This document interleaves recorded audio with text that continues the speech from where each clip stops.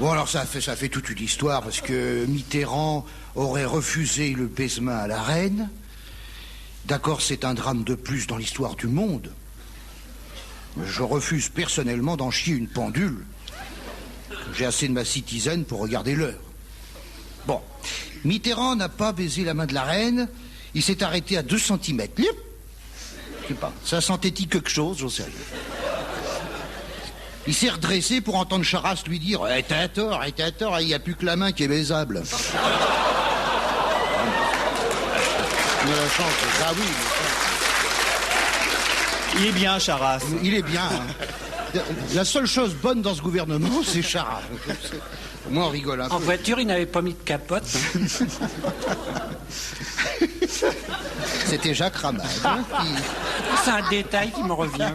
Mais c'est vrai. En t'écoutant.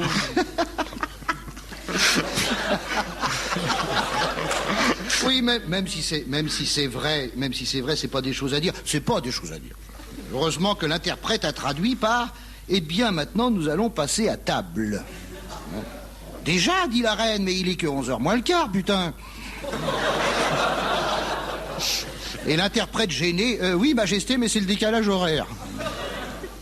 Imagine-t-on assez les tracasseries auxquelles sont soumis nos souverains? Le protocole.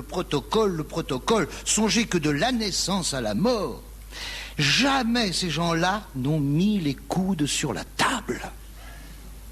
Même pas en pique-nique, parce qu'au pique-nique, t'as la chaise Henri IV, la table Henri V, le chandelier Pie VII, et la bouteille thermos, gardée par un détachement d'infanterie. Au-dessus de toi, t'as 22 hélicoptères qui font des cercles. Tu peux pas en placer une avec le boucan. Margaret! Give me the salt! What? The salt! Le sel! Ah ouais, tiens, catch! Attrape. Catch, c'est attrape, hein. C'est pas pour tuer les insectes. Non, parce qu'il y a des cons là qui comprennent rien.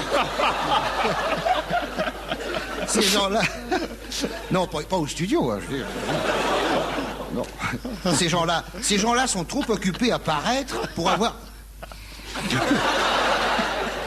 Tu vois que tu fais rire. Ces gens-là... Non, parce que là, j'ai une phrase profonde, là, pour le bac. Pour le bac. Ces gens-là sont trop occupés à paraître pour avoir le temps d'être. Non, ça va. Non, mais c'est vrai. Le protocole les bouffe. Et qu'en est-il au plumard? Ah bah, fallait bien y arriver. Là. Doivent-ils pénétrer dans le pajot royal, avec elle, sa couronne sur les bigoudis, et lui, son sceptre à la main? Je vois que vous êtes en train d'imaginer, là, hein? Ah ouais. C'est pour ça que j'ai mis des points de suspension sur le papier. Ils vont imaginer. S'ils font chambre à part, accrochez vos ceintures. S'ils font chambre à part, de combien de mètres doit-elle allonger le cou pour lui tailler une pipe royale?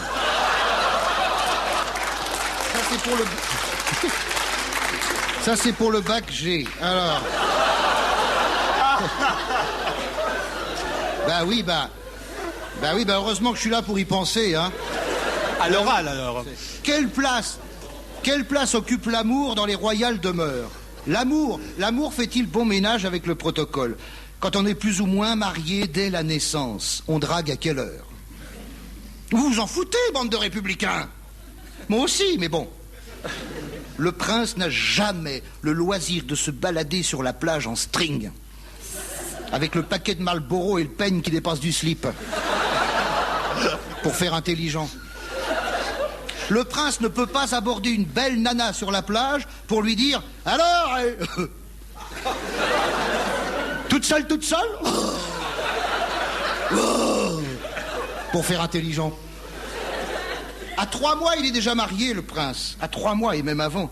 Alors, 25 ans plus tard, le soir de la nuit de noces, ça me ferait bien mal au sein si le prince se jetait sur la viande.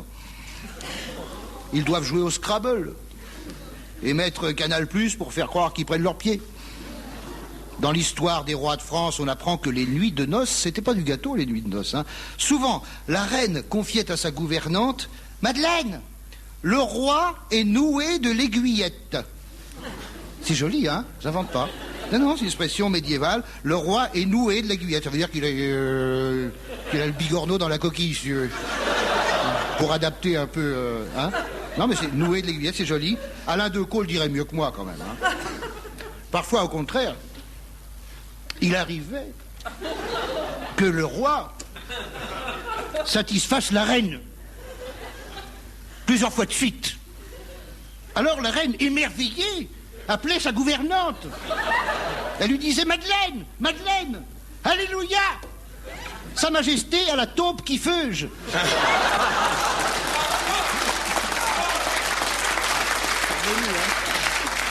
Il y avait longtemps. Je rappelle que la taupe qui feuge est une expression bretonne qui décrit la turgescence du membre viril. Vous êtes sur France Inter, la seule radio qui feuge à l'heure de la messe.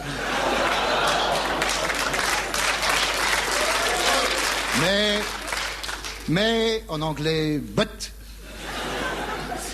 Je ne voudrais pas me fâcher avec les royalistes, car il faut protéger les espèces en voie de disparition. Et j'ai quelque honte d'avoir défloré l'intimité de ces personnages. Donc, comme on dit en période de sécheresse, mea culpa. Il n'y a rien à faire, à culpa. J'ai piqué à Ruquier, celle-là. Après tout, la vie privée des rois et des reines, ça ne regarde que France Dimanche.